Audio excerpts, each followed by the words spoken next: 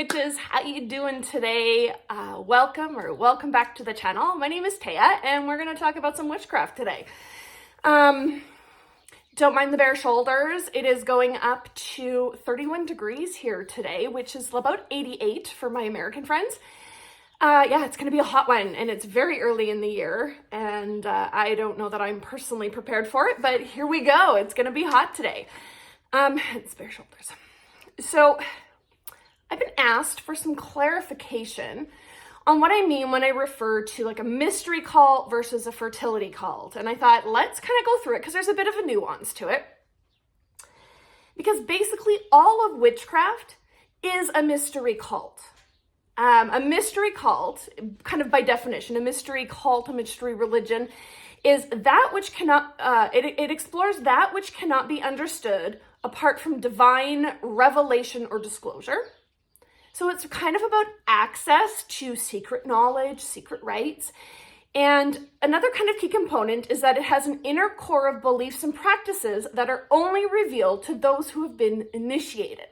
Now, when they say initiated, I am going to take it another level and say, yes, I mean, you know, there are different witchcraft traditions to which you need to be initiated, but you can, as a solitary practitioner, an independent solitary practitioner, be initiated by spirit.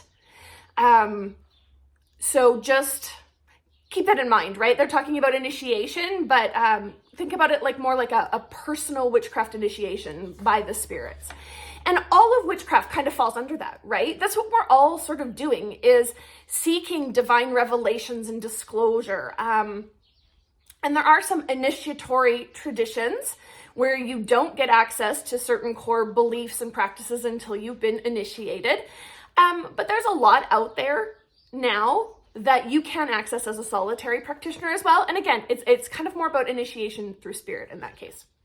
So by like religious definitions of a mystery religion, a mystery tradition, a mystery cult, all of witchcraft falls under the definition of a mystery cult. Some, I think, just fall further down the rabbit hole than others. So within it, witchcraft, the traditions kind of get split into two schools of thought, right? There's the fertility cults and then there's the mystery cults. And there's lots of sort of different nuances to it on what separates what, but I'm just going to go with the big obvious one.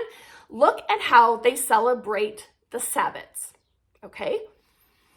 Are they celebrating the god and goddess, driving the wheel and birthing and rebirthing, or are they exploring other mysteries outside of that?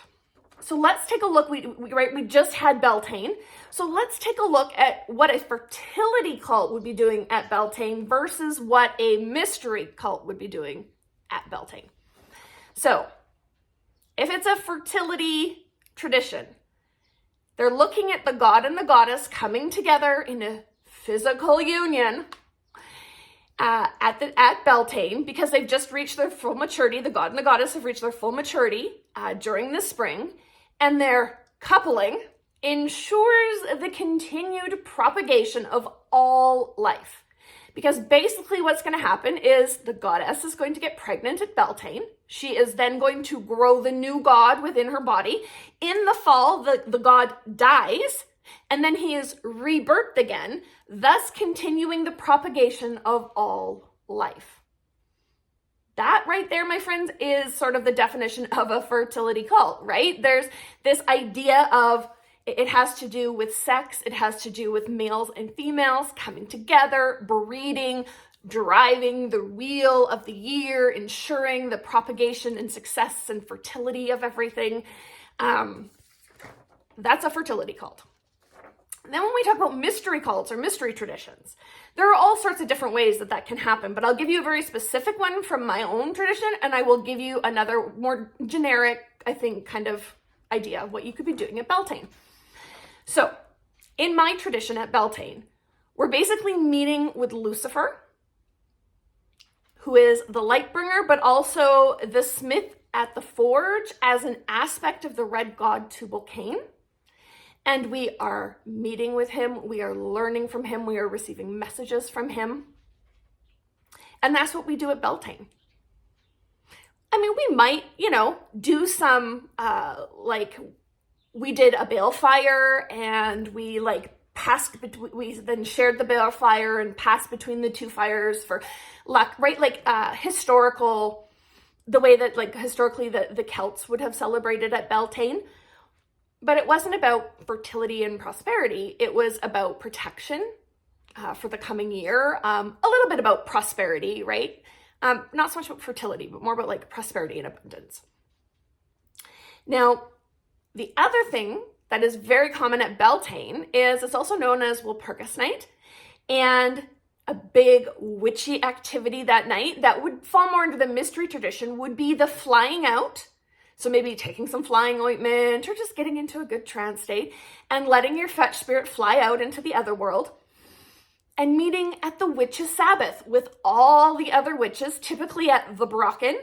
And you're going to sort of go, let your fish spirit go, and you're going to celebrate and maybe exchange knowledge and just have revelry and celebration with the other witches at the witches' Sabbath. So again, right, it's not so much about fertility. It's about having these experiences, about gaining new knowledge, new information, and having these very unique and witchy experiences.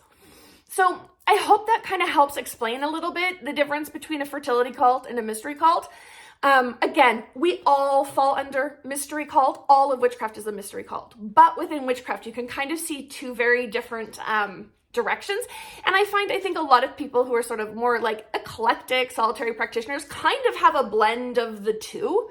But when you get into more formal initiated traditional coven structures, right? With Wicca, Gargnerian Wicca, Alexandrian Wicca, Dianic Wicca, or you get into more traditional witchcraft with a bunch of different, right? You've got the Clan of Tubal Cain, 1734. I'm just trying to think about all the Anfin in their group, etc., right? You've got sort of these two different ways of really looking at how you're spending your time.